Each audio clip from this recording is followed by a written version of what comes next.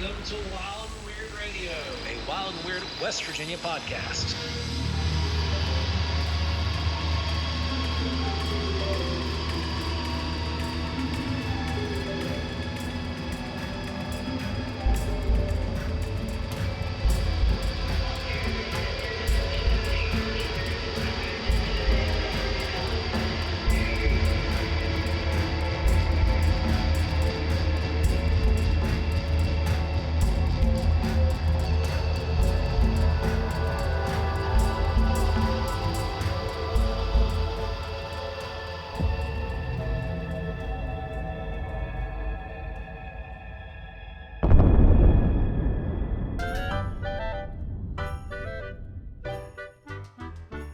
Welcome to Wild and Weird Radio, a Wild and Weird West Virginia podcast.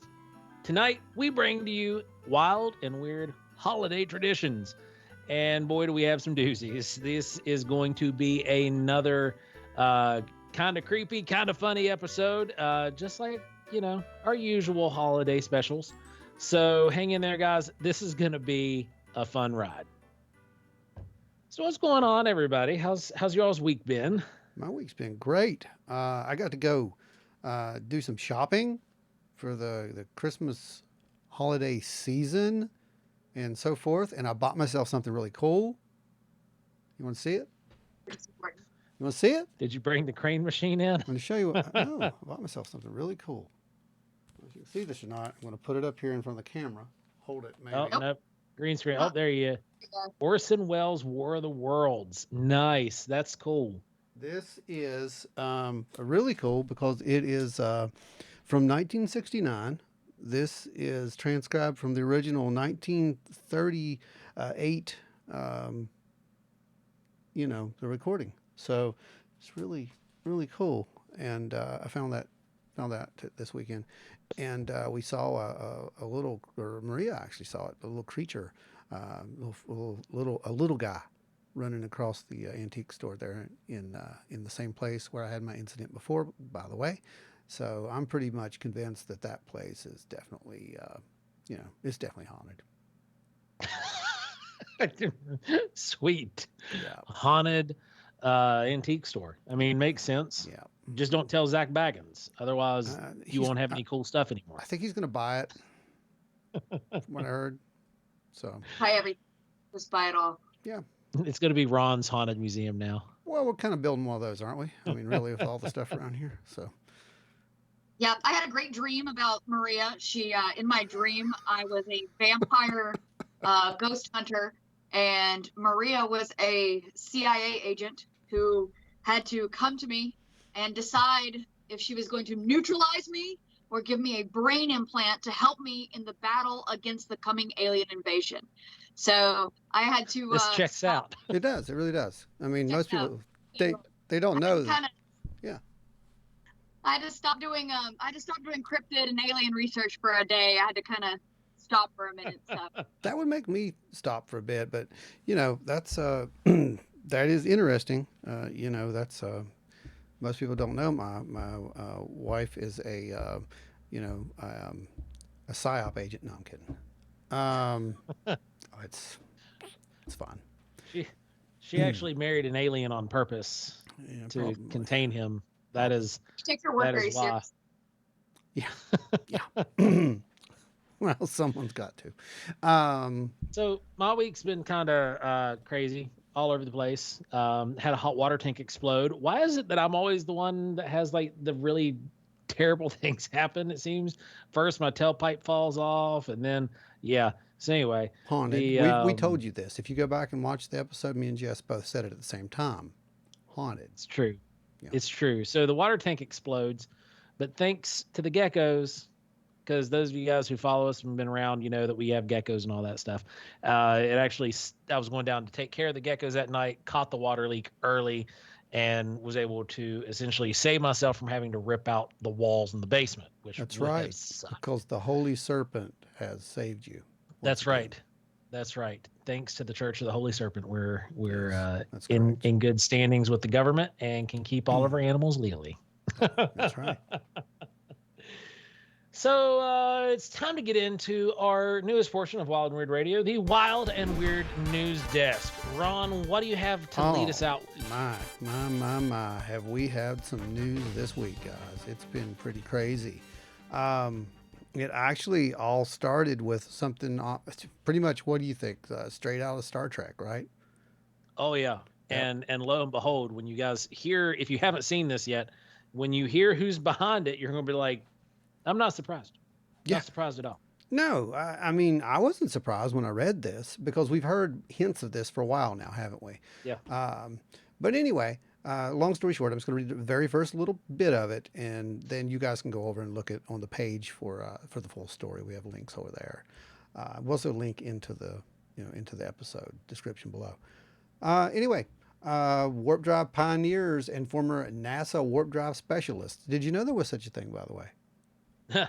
Yes, actually, because when I found it by accident, back whenever the Space Force logo was first announced, I was like, no way, no way. Yeah. And then amid the Google search results, this little article pops up about NASA's warp drive division. And I was like, Well, we also saw this in some of the early UAP talk, remember? So anyway, has reported the discovery of an actual real world, quote, warp bubble. And according to White, this first is the first of its kind. It is breakthrough in limitless, I'm going to repeat this again, Limitless Space Institute. Basically what they're trying to say is they accidentally came across a real world warp bubble. And, you guys who are in the Star Trek know what that means. The rest of you, the basic way to tell you what it means is that we're going to be going faster than the speed of light soon. Yeah, this is the first step that we needed to find to actually breach light speed. We already have engines that they're photon driven. So we're put all that stuff together and we're getting ourselves set up for some possible space travel here. It is time to join the Galactic Federation. Hey, what you just said, you said impossible space travel. And for years, that's what we've been hearing from all these guys. Well, there can't be aliens because it's impossible for them to get here, says Phil Glass, and some of his lackeys over the years. Well, guess what, guys? We have warp bubbles now. We have warp bubbles. So that old argument's just not going to stand anymore. So I don't know what to tell you. I mean, time marches on, so to speak, right? Well, anyway, in the other news, Joe, right off the far side of the moon, because, there is no dark side of the moon. Matter of fact, it's all dark. But anyway, I had to do that. Over on the dark side of the moon, China's craft. Throw in there. I had to. China's rover apparently took a picture of something, and instead of saying, well, we found an anomaly or what have you, these guys like to use the quote mystery hut. You don't do that, guys. Yeah. Mystery hut. You just don't do it. Okay. I mean, what did you think was going to happen? So within. We've all gotten drunk one night and ended up in a mystery hunt. It happened. A mystery hunt on the dark side of the moon, Jess. I mean, maybe. It was warp bubbles. Warp bubbles, dark side of the moon, mystery huts. This is like an intergalactic love shock. I mean, it's like Pink Floyd meets the B-52s. Tiny warp bubbles in my beer. See, I'm not kidding. It's the same. So this is a song. It's all a song. Well, the problem with this whole mystery hut is it instantly threw the media into a frenzy, especially the media that tends to speculate. So then on the other hand, you get the counter, which is honestly just as much speculation, where they're saying that this is just upturned rocks. Odds are, it might be upturned rocks from, asteroid impacts or meteorite impacts, things like that.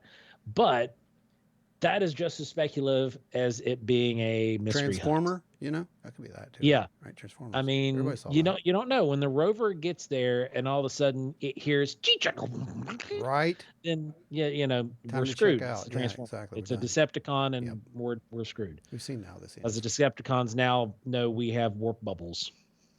Yeah. I mean, if we're not supposed to have this warp bubbles, someone's gonna do something about that.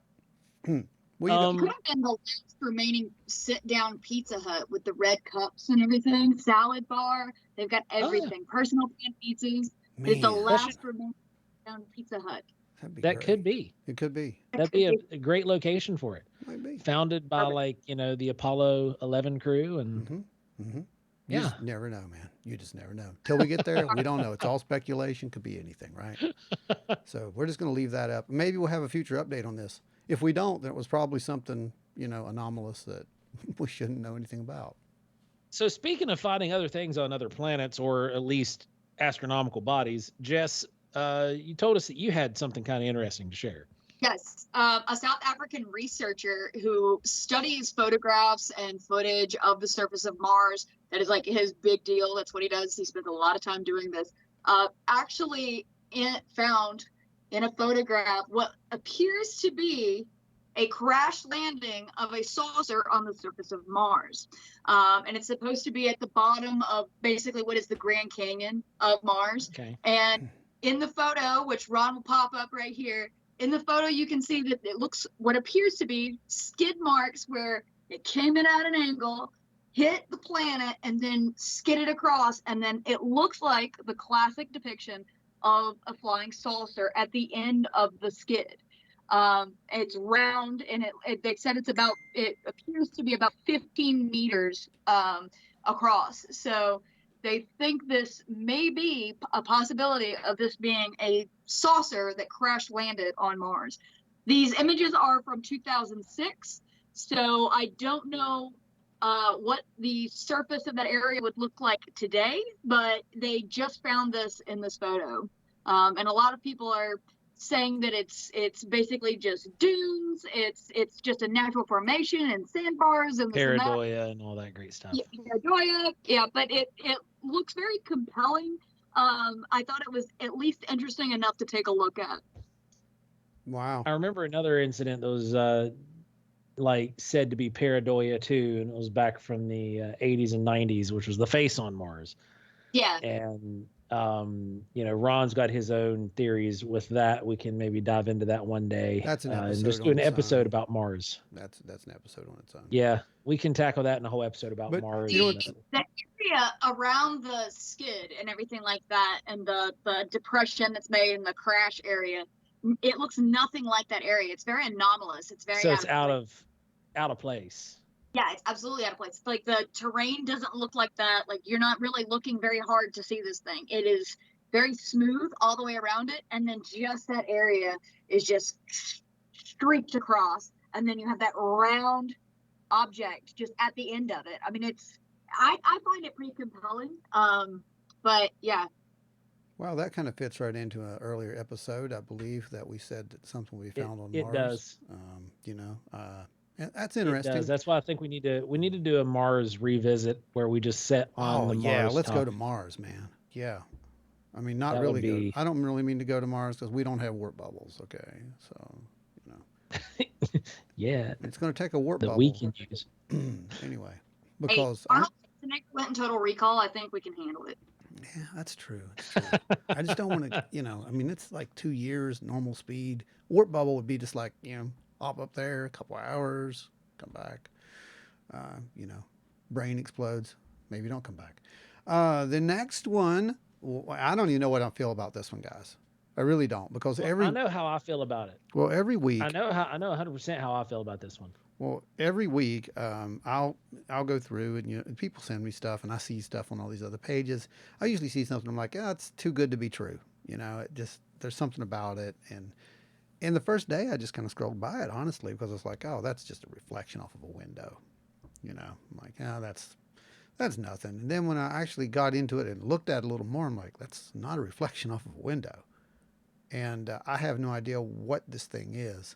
For those who don't know, I guess over, what was it, over the South China Sea, right? Is that where it was? Yeah. A series of lights were recorded around, I think from a pilot flying around 39,000 feet or so. And I believe that it was a military aircraft that took these photos, which should lend a little bit of credibility to it as well. I don't know what they are. we'll again, here's some pictures. We'll The throw one this up. the one thing that I can go ahead and just tell everybody who has seen these videos, being a person who has been Well, in the air and seen these kind of flares dropped, that people are claiming that these are flares. that's the number one. Uh, That's the number one exclamation right now is that it's this flares. this is 100% not how flares work. If you want to see how flares work, we can direct you to Dr. Greer's work. And you can see some of that. But the flares in general, when you're watching them descend, there's the key word. Yeah. It's a descent. These objects, whatever it was moving horizontally. Well, they go Regardless out and come how back on, Joe. They well, it's not that it doesn't look like it's going Right? out and coming back on. They're cycling. Is that what they're doing? It looks as if you watch it slowly, you see a light come out of the frame, and then all of a sudden a light appears and it moves, and they're moving in a disc, for lack of a better term, a disc-like shape Mhm. on an angle, almost like this. Now you can see one fade out, and as soon as one fades out, another one fades in at the top, and they're moving horizontally. Now, if you're seeing flares drop, one, you're also going to see the object dropping said flare during broad daylight, especially in the format that these were appearing, because it was just so cyclical. You would see the aircraft, and you would have seen actually multiple aircraft, because there were 3 of these Whatever. cycling objects. Yeah. And it's that's not how flares move. It's just not. And if they were flares, you would also be seeing the aircraft that would be dispersing said flares, and you don't. Especially at the distance that this was being filmed at, it would have been visible. So I really truly think that these are anomalous. What they are, I have no idea. Same. I can't tell you. Like, I've heard a lot of speculation that these were maybe a cloaking mechanism that was being messed with by the clouds. I would personally think that their technology for any visitor that's traveled through a solar system or through some kind of wormhole would, their cloaking mechanisms wouldn't be messed up by clouds. I would agree But with that. Yeah. But whatever they this is, I don't. They try to use the whole it's just a bunch of flares, it's a military exercise, it's this and that with the Phoenix lights. That's right. Those were clearly not flares. That was 2 separate but incidents completely. Away flares. Yeah. And we actually know somebody, Jess, the table that, well, you bought one of his art pieces, Jessi, Jamie Snell. Yes. You bought one of his art pieces, an original, right there. He was at the table beside us, and CryptidCon. Yeah. So Jamie was actually a witness there in Phoenix. Oh wow! Okay. Yeah, he was on the ground and actually saw the lights himself in Phoenix. And so you, sometime another show, whenever you run into him, you're gonna have to talk to him about that. It's wild. I will definitely. So one last wild and weird news plug in rather, is there is a new Bigfoot video that is starting to cycle around, and it's being dubbed as new. If you guys are on the forums, anybody who's listening or watching this on YouTube, if you guys are on say the Bigfoot forums or any of the other forums like the BFRO, etc., you saw this video pop up back in early summer. Personally, I don't like it. There's a lot of people who are like, oh, it's Bigfoot. But there's also people who like look at broken limbs from wind and say Bigfoot did it. So there's a mixed bag on this. Personally, from a physiological standpoint, I don't like it. I witnessed something of this nature many years ago that sent me down this path. And whatever I saw, and I'm not, it could be, again, we talked about this before we got started recording. This could even just be my own personal bias. I know that these things aren't all going to look alike, but the thing that was depicted in the image, I did some screen captures and I sent them to you guys that had the arm length and the knee marked. And they're way off. They're human proportions. But the biggest tell for this thing, all in all, is this weird spiked head mohawk kind of thing going on with the hair. There's like 3 different commercial suits that are sold by either Spirit Halloween, Halloween Express, or some other, Halloween online costume store that you can get. And they're all way too reminiscent of what this was. And I know, Jess, you said you really didn't like how it moved whenever it got up, right? Right. There was not enough fluidity in the movement for it to indicate that this was a natural movement of a creature that is, actually there. It seems like it was awkward for what it was doing. Yeah. And I agree with that conclusion as well. So that one I'm not kind of so sure about. There's also been some other Bigfoot photos. Again, you guys, if you've been around any amount of time, you've seen a lot of these photos cycle around more than once. It's like every 6 months, it's like, oh, new Bigfoot footage, but it's really like the same rehashed stuff from, 6 months ago or a year and a half ago, and just people bringing it back up. And it's just be diligent. We do our best here to let you guys know when we see fake stuff going up. And the same respect, we give you our honest opinion on stuff that we think is either inconclusive or it's plausible.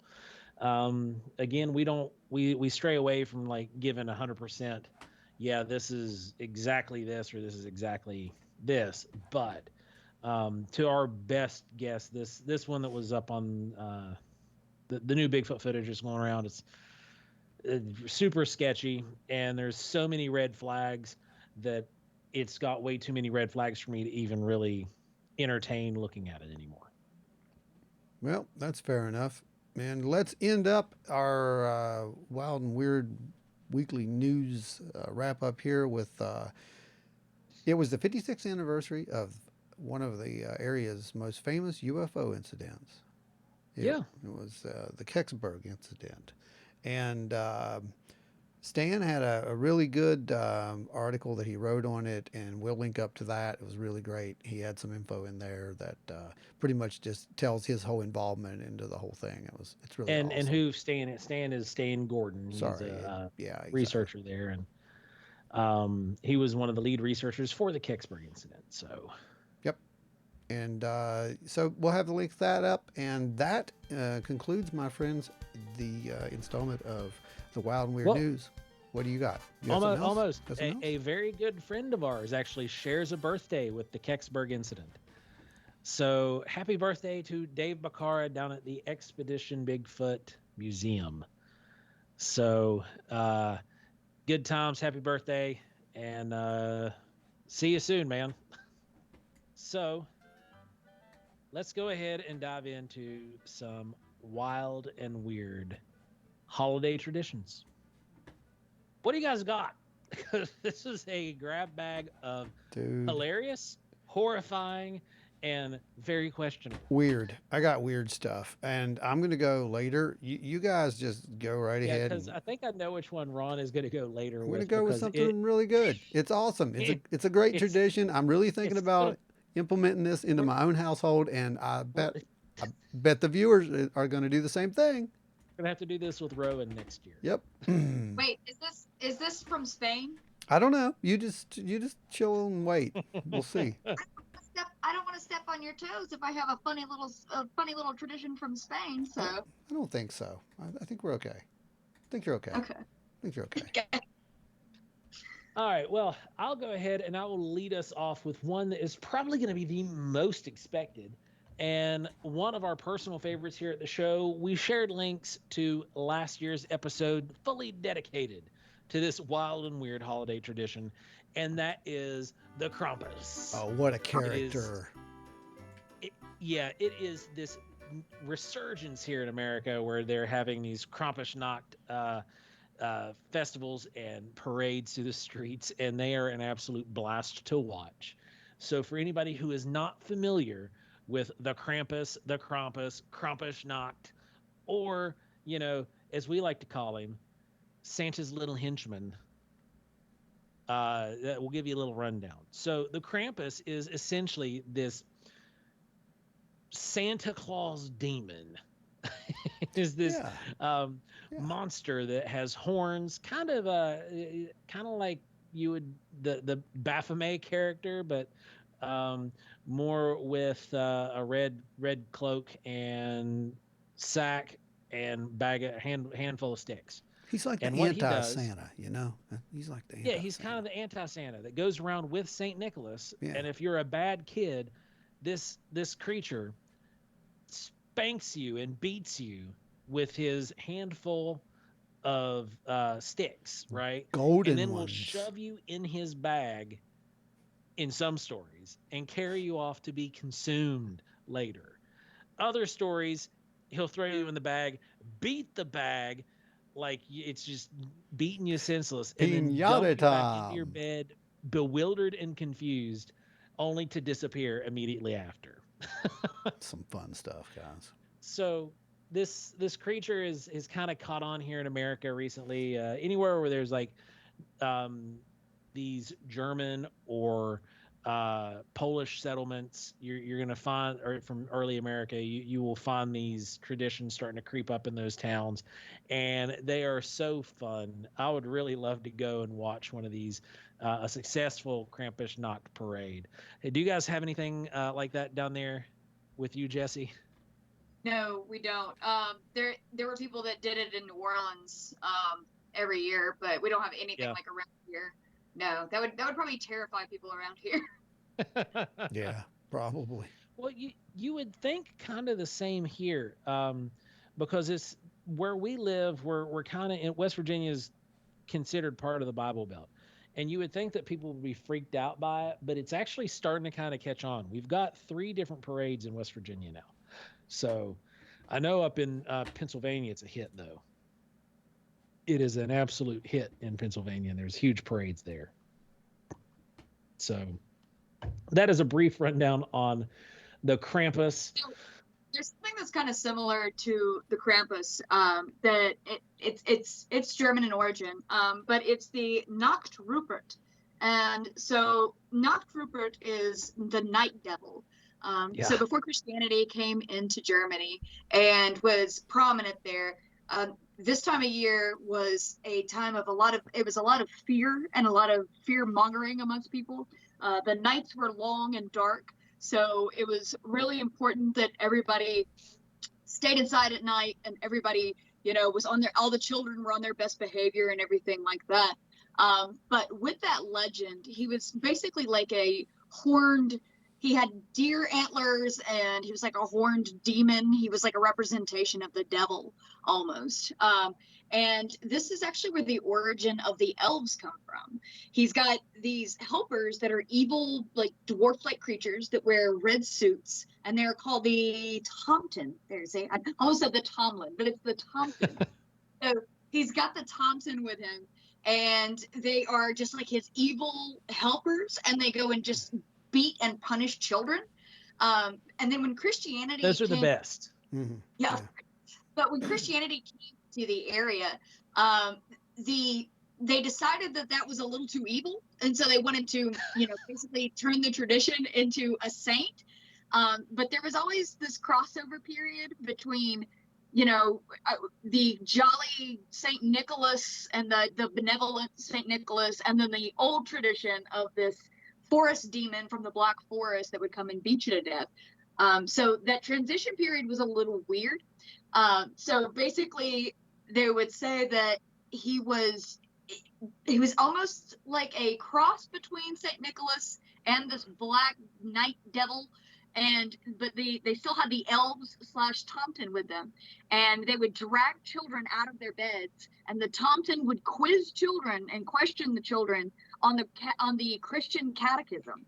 And if they answered incorrectly, or if they didn't know the answer to the questions, they would beat the children, and he would throw coal at them until they bled, and then the Tomten would lick the blood out of their wounds. So there's actually like a really weird like vampire connection. And then it eventually evolved to be a much nicer St. Nicholas type character. But I think that those years that were the crossover period were probably the most terrifying and exciting about this. Yeah, I would say so. I Yeah. mean, in one hand, you're like, as parents, you're like, I want my kid to have this like wanderlust with some of these Christmas traditions, but on the other hand, you're like, but I also don't want my kid to be a turd. So Yeah. like, I want some of those monsters for Christmas that will lick your blood and throw you into a sack and beat you These senseless. toys are going to lick your blood. You do not understand. You need to pick your toys up now. All right, This Ron, is some you are up terrifying with one. stuff, guys. I mean, I don't even know. I always come with a really, really, really just Awful. baseline, Yeah. basic, just easy, nice, Yeah. terrifying. I Terrifying. go for terrifying. I like the word like it. terrifying because that's exactly what that is. I mean, you definitely you beat mine. That's for sure. That's I mean, I'm just going to talk about a log that poops presents, but whatever. That's cool. The top is basically the origin of the concept of Santa's elves because they were his helpers and they were supposed to be tiny, No, little Jessi. red suit. No, They wore little they were pointy hats. aliens. Everyone knows they were aliens. And that's the origin of Santa's elves were Nope. these evil little creatures that would beat you until you bled and sucked your blood. Nope. Zeta Reticuli were their origins. Okay. Zeta Reticuli. You don't. Never mind. Go on. They travel in spaceships and they come and throw rocks at you and lick your blood. They need your adrenochrome. All right, I'm gonna go ahead. I'm gonna jump in next. I'm gonna knock Ron out of the way and jump in next because I've got I gotta talk about the pooping log. Everybody wants to hear about the pooping log, right? Come on, you guys want to hear about the pooping log, right? All right, let's hear about the pooping log. For real? You okay? You good? You good? Okay. Well, I don't know why, but for whatever reason in Catalonia, they have this log that they put out, right? And wait till you see the picture of this log. I mean, I'm trying not to look at the log right now, but it's kind of hard. Will go somewhere here. Yeah. Well, anyway, so there's this log. They decorate the little log with smiley faces and whatnot, and essentially what they do is they pray for this log to poop out presents. I can't make this up. This is what they do, and on Christmas, they beat the log with sticks. See, it all goes back to beating things with sticks. We like to beat things with sticks. That's what I'm kind of figuring out with this holiday. I don't know how it came out to be what it is now, but apparently. Oh my gosh, I just looked up the pictures of these things and I have seen these for sale at craft shows. Yes. You didn't know what they were, neither did I. This is fantastic. I had no idea what they were either. I have seen them before. That is exactly what they are. The more you know. The more you know. You don't recognize a turd log when you see it? A happy Christmas turd log? No, I didn't recognize the turd log until now. Oh. So yeah, guys, that's a real thing. They beat this thing, and the kids go off and pray for presents. And while the kids are out praying for presents, the parents go in and sneak presents underneath the little red cloth that's underneath him, and lo and behold, the log has magically defecated presents. Well, there's also another tie-in to this one that was also more before the presents. Far more disturbing. Yeah, it was way more disturbing. And Go ahead. It was the version that I read of this one. The presents is the more modern version. Back in the day, they would take a log. They would go actually find a log that had already kind of been naturally hewn out and was rotting on the inside, right? And so it had this hole, but then they would make a face around the hole.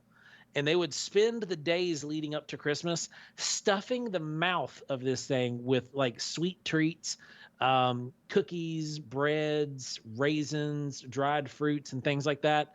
And they would compact it down into this thing, right? And then on Christmas, they would beat this thing with a stick until all the sweet treats came out, and then they would eat the sweets that the log had defecated. Isn't that great? Man, I don't know, but Catalonia just loved pooping stuff because they Yeah. also had the little figure of the peasant that they would sneak into the nativity sets. The Yes. the Oh yeah. the Kaganer. Was that it? The Kaganer? Is that it? Yeah. Which roughly means the pooper, by the way. We're not making this stuff up. It's real. There will be links. Trust me. You don't say stuff like this without proving something. I mean, you check your facts with this stuff because The best part about these is you can right now go to Etsy, and yeah, we will find a link to someone's Etsy store right yeah. now I- of If you make of these, let us these know. poopers. Let us know if you make these, Y- and if they're really really good, we will feature one of these We will. on a page. I guarantee it. Yeah, Oh, these are great. because some of these are just beautiful. They're Oh terrifying. man, the Tio Nedal, It's a the kind of pooping log. Yep. Have fun with that one. I'm thinking that's going Oh, to be a new tradition around here. I don't know about you. How about you, I Jess? I agree. You gonna put out a Except for pooping log? I'm gonna pack the thing with sweets and dehydrated vegetables and then pour moonshine in its mouth. So Wait, that's gonna be good. wait. Jess froze. Oh, we lost Jessie. Jessie froze. She's been abducted. She She's has being been. beaten by sticked little Elves. tomplets. Elves. Jess, come back to us, Jess. Oh, there she is. There she is. All right, she's almost back. happy. We have audio. We have audio. And we have video. Oh, there we go. Oh, we have no video. We've lost video. Houston, we have a problem. With that. There you There we are. go. We got you. You're back. Now we've swapped that. I'm elderly. There we go. Okay. So anyway, before we lost Jessie, what I was saying is what I want to do with our pooping log is stuff it with dehydrated fruits and then give the log moonshine to drink. What can go wrong? Man, let's do it. We'll Yeah, make that's a a West party right Virginia there, guys. pooping It's a log. party in a log. All right, that's a new product for next year. 2022, Wild and Weird West Virginia will have a West Virginia version. Log, it's better than fun. It's Yep. good. It's good. I like it. All right. So I'm going to go ahead and tell you guys one of my favorites that I've come across here. And it is the Mary Lloyd. And this isn't your drunk Uncle Lloyd that shows up with his camper to Christmas traditions. This is going to be the Mary Lloyd. So the Mary Lloyd is it's actually kind of become internet famous this year.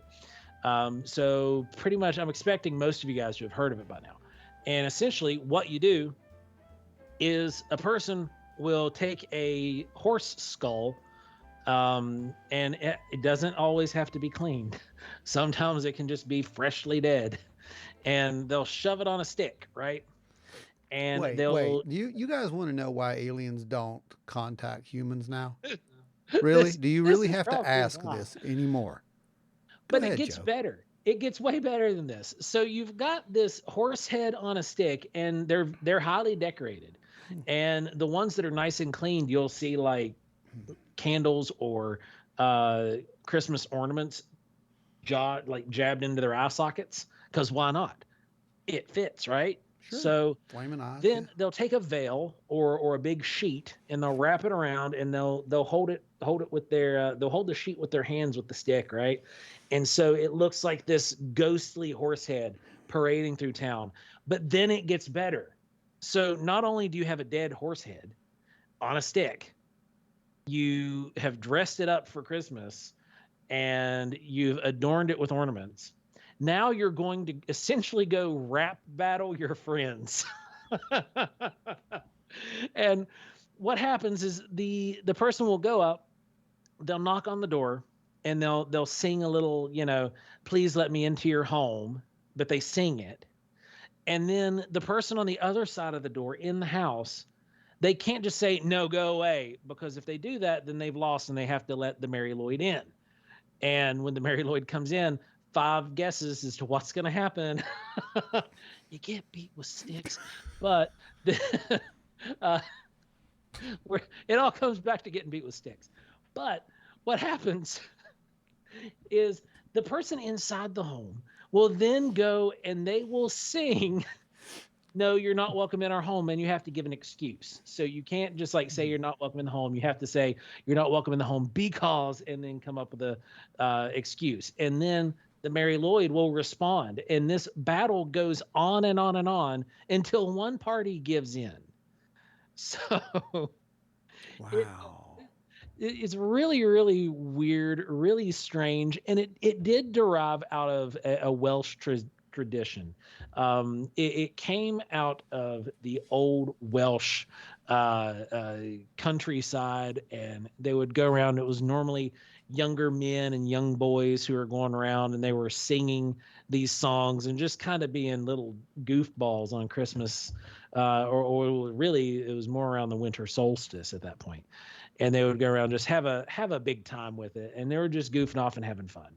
And they would get food, and it would turn into this whole big thing, and it was a blast. And honestly, I want to see that one come back around. I think that would be hilarious if somebody shows up to my house dressed up like this. It is gonna get videoed. I hope something like that happens. Challenge accepted. Oh boy, find the horse skull. We'll go around and we'll have a blast. Okay.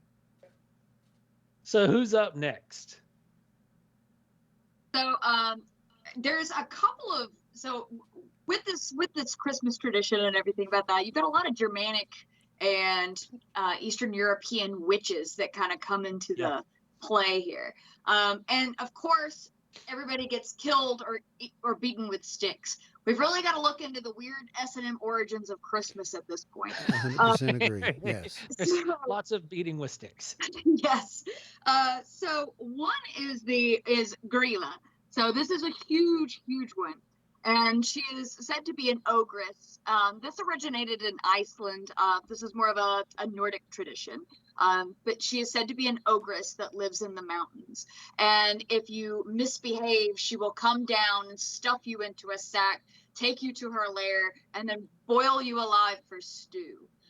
But there's a lot more to Grilla than just being a giant troll ogress witch in the mountains. She has a husband, which is said to be her third husband because she ate the first two. But she browbeats him, and he has to help her gather up children. They have 13 children, which are all boys. They're the 13 Yule lads. And so the 13 days leading up through Christmas, the 13 days of Christmas, they all have their own time throughout the Christmas season. And they play tricks. They're more of trickster type things. They're not necessarily evil. One will steal your milk. One will steal your sausages, stuff like that. Or leave, again, I think it's like poop in your shoes is one thing. You have rotten apples, and then I read something about leaving poop in the shoe. So, this is a common theme, right? Yeah. So you've got the 13 Yule lads, and that's supposed to be more of a fun thing. But if children do not behave, then Grilla will come down, and she is just this gnarled, giant, ugly, just witch ogress, and she will take the children and then boil them alive and consume them. So this beautiful, wonderful family also has a pet. They have what is called the Yule Cat. So Grilla's cat goes down into the villages, and if the children do not have new clothes, or at least one article of clothing that is new, the Yule Cat will consume them. So what it is with the new clothing, he's not just like, he's not just a fashion expert, and he's not just like it's more like if children are lazy and they don't do their chores, they don't make enough money, or they don't earn new clothes that year. And around every Christmas, the children would always get at least one article of new clothing. But if a child was lazy or would, laze about, then they would not get a new article of clothing. And the cat would come into the villages and consume them. Oh, man. What an amazing tradition this Christmas thing is. There's so many weird things that go around it. Like, people are always getting eaten. Yes. People are getting beat with sticks. Yes. We beat other things with sticks. Yeah, stuffed into sacks.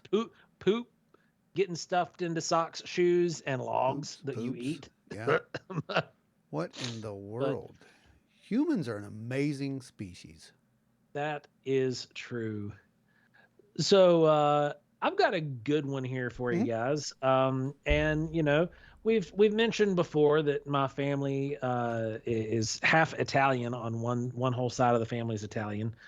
So I figured it would be apt for me to bring up one that I was familiar with from my youths, and that would be Befana or Befania, depending on where you're at and how you're saying it. So essentially, what this is it began again back when Christianity started getting tied in with some of the other traditions, and it coincides with the feasts of Epiphany, right? So it is a pull from because the in Italian the way you say Epiphany is Epifania or Epifania. So you've got the Befania. Yeah. Epifania. Epifania. So it's Epifania, and then you have Befania. So it's kind of, you see where it was sort of derived loosely. Yeah. But what it was that Befania visited children in Italy on the eve of the Feast of Epiphany, and would fill their socks, because they would take their socks and nail them up to the chimney. Sound familiar? And the socks would then be filled with candy and presents if they were good, or a lump of coal, or dark candy, maybe poop, you never know. if they're bad. I mean, we got forest raisins. I guess those could be dark candy, right. Little deer turds. But they would get dark candy or coal if they were bad. Again, sound familiar? We've heard all this before. Now, in the poorer parts of Italy, we're coming back to another familiar topic. In particular, in the areas of rural Sicily, which was where my grandmother was from, you get a stick in your stocking instead of coal. There we go. And the fun thing with Befania was she was also a good housekeeper, so she would always sweep the floors before she leaves. Because again, she's a witch, so she has a broom. That's how she gets around, right? But here is the kicker. It gets twisted into the Christian lore later with the story of the three wise men, or the Magi, depending on what you want to call them, was that the Magi also invited Befania to come along with them, because witch, mage, whatever you want to call them, that all kind of mystic arts people, that she was invited, but she gave a typical Joe response. I'm too busy. I got stuff I got to go do. Yeah, it's Joe. Well, then in a remorseful, this was the Christ child that I skipped his party, and instead of taking him gifts, now I'm going to go and supply the people with gifts.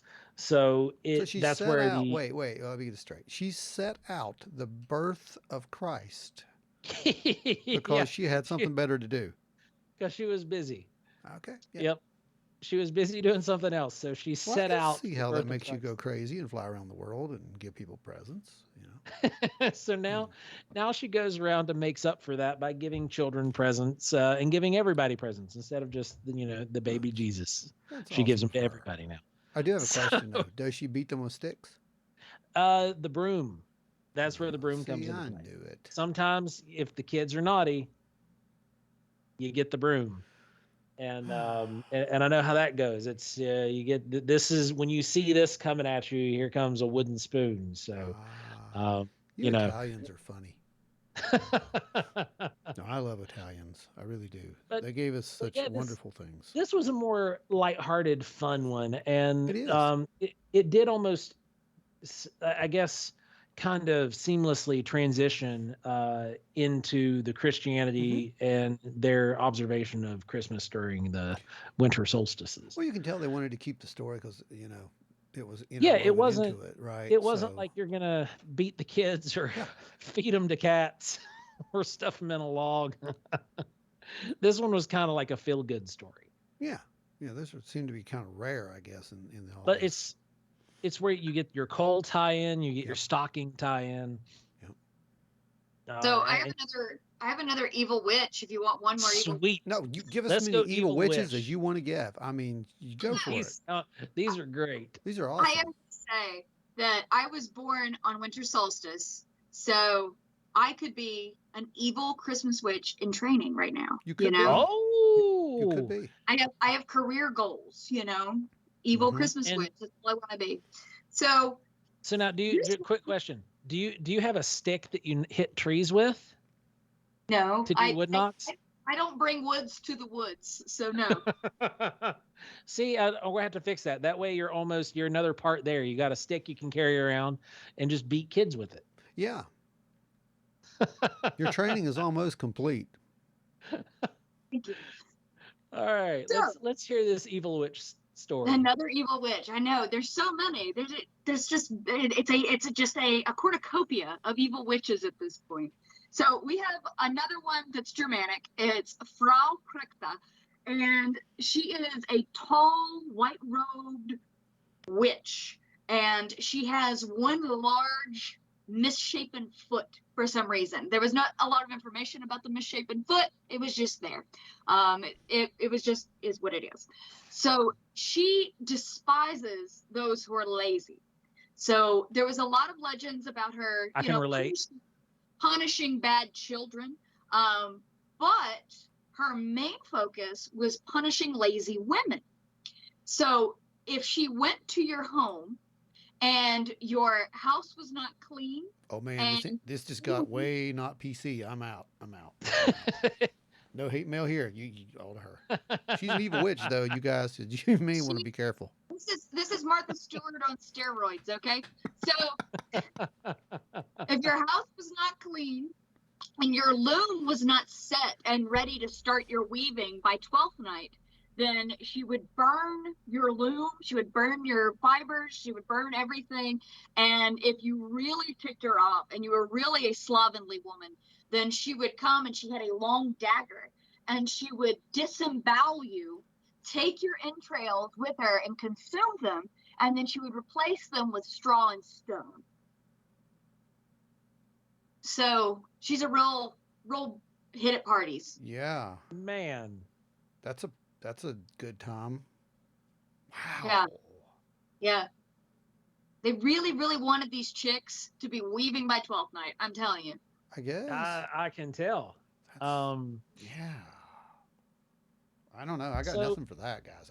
I mean, So this one is one. I got one that we can round out here because we are coming up towards a closing point here where we'll poke some more fun at different things. But this one in particular was one that I told my wife, and she loved it because she loves to decorate for Halloween. So why not just leave your Halloween decorations out all the way through Christmas? Because spider webs are a very popular decoration in the Ukraine, but there's a cute little story that goes with it. So this essentially this elderly lady was too poor to afford Christmas tree, or not a Christmas tree, but too poor to afford presents to go under the Christmas tree, as well as ornaments to go on the Christmas tree. So what happened was she woke up and a whole bunch of spiders has decorated her Christmas trees with this sparkly web, because the dew set on the webbing, and you had this sparkly webbing that was catching sunlight. And that is actually where we get our tinsel that comes, the shiny silver tinsel that we put on trees. That is the tradition where we pull that from. And it is very common in the Ukraine to have at least a couple little Christmas spiders on your tree, and those are pretty cool. So anybody that makes the Christmas spider ornaments, if you guys want to shout us out, we'll also post a link to your stuff too. Mm-hmm. Just give us a heads up, because I think those are really cool, and I would like to get one from one of you. Turd logs, okay? That's all we want. Yep. Yeah. Spiders and turd logs. Yeah, because everybody's got that pickle. That Christmas pickle thing. I didn't get that whole. That was just such a lost on me. It's been showing up for like ever now, and really, honestly, no one can agree to its, to its origin. One of my favorite ones was that it actually originated here in the United States during the Civil War. I thought that was really cool. That it was a soldier that was being held captive. He was captured and he was starving, and he begged one of the guards for a pickle, and he gave him a pickle. And he credits that pickle with what's kept him alive. And after the war, he went back home, and he made a tradition of hiding a pickle on their Christmas tree, or their tree. And that's how, the legend started, according to that. It wasn't Germanic at all, is what they're kind of figuring out. But man, there's some weird Christmas traditions, weird holiday traditions. And I think one of the really crazy ones that I was not aware of, Maria found this, and I thought it was really cool. And Joe was just swiped away by one of the Christmas witches. Oh, okay, there he is. Did she beat you? I had a moment in time. I'm missing time, guys. I just got beat by this demon-looking thing with a stick in a warp bubble. That's how In a come you're warp back so bubble soon. with reptilians. Yep, 21 back. But yeah, anyway, for another time. But apparently in the 1970s, KFC did this massive campaign in Japan. And this, you may think I'm making up. It is absolutely true. Yeah, you can check this one out, guys. Amazing.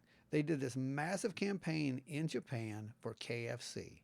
And not only did it work, it became an actual tradition. It became a tradition so much to the fact that you can't get it. Near Christmas, you can't get Kentucky Fried Chicken. You can't get KFC because there are orders placed months in advance for a bucket of chicken. I mean, it's True good story. stuff, True story. and I have to say, the KFC in Japan is just as banging as the KFC here. But you can see this though. I mean, you're a chef, and you know that the difference in food around the world. Think about that. I mean, that tastes like nothing, especially if they're using the exact same. The same seasoning blend, herbs and they do. spices and all They that. do. It's nothing like anything that's in traditional cuisine there. Yeah, so So was just like it's a huge hit. yeah, completely alien to these people. They went crazy over it and still do. And Plus, they'll fight you over some KFC, from what I understand. Plus, Colonel Sanders in red with the Santa Claus hat looks like Santa Claus. So he really, really does. But I thought this was a really fun episode. It was something, I'd like to continue to keep doing, is our holiday tradition ones, and they're a lot of fun. But it's really cool, and it's fun to get down to it. And look, we're celebrating a holiday season where it doesn't matter what you believe in, doesn't matter your denomination. We all either get beat by sticks, we get stuff in stockings, we get packages that are wrapped and given to us by either elves or old men who drink a lot of Coca-Cola. And then there are, stories that the whole thing pretty much originates with people chasing down a UFO.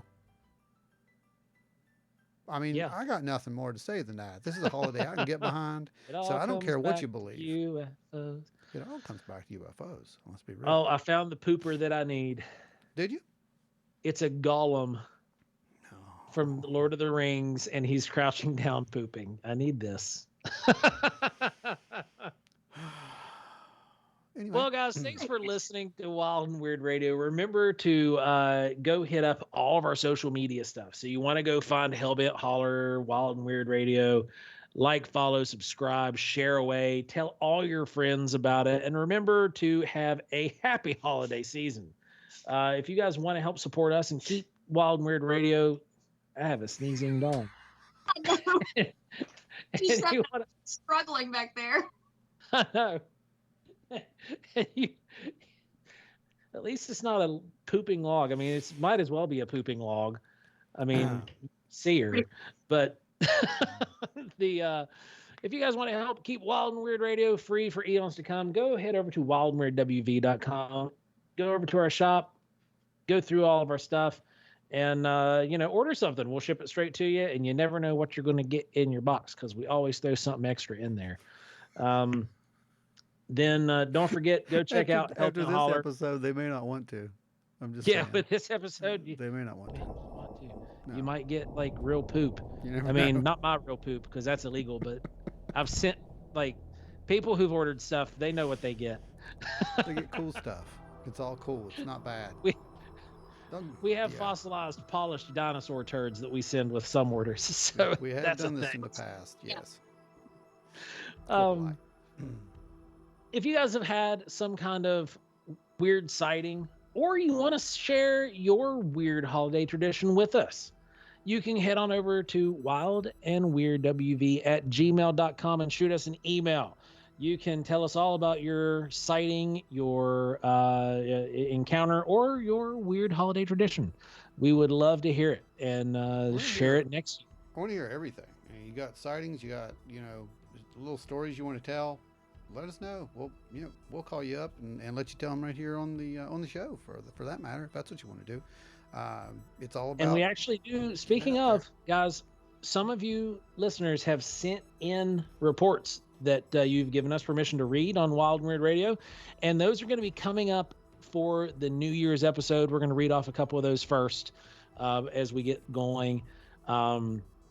So stay tuned, guys.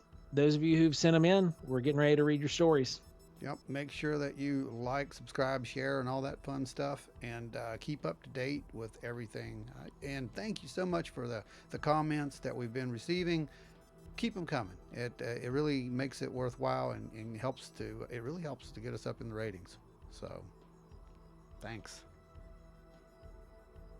All right, guys. Well, thank you guys so much. I love being on the show. I love doing this. I love hearing from everybody. I love getting feedback about the show from everybody. And I just keep watching, keep downloading. Make sure you download, you share, you subscribe, do all that good stuff. We need that because that gets us up in the rankings and it gets more eyeballs on what we do. We love to do it. We love to share it with you. We love having you to be a part of it. And, again, my birthday is December 21st, so I need good messages, okay? So anyway, everybody, I'm a Christmas witch in training here, okay? I will be first extra. So please do continue to watch so we can support us so that we can make sure that our Christmas witch in training gets her golden beating stick. And magical, like, Super Jet 3000 broom. Oh yeah, that's right. Yeah. Yes, get that. That's too. a must. It's a must. You gotta have that. Maybe with the warp bubble attachment. Warp bubble capacities on the broom. We got it. Yeah, so we definitely we gotta afford those upgrades, guys. Yep. So till next time, stay wild and weird, everybody.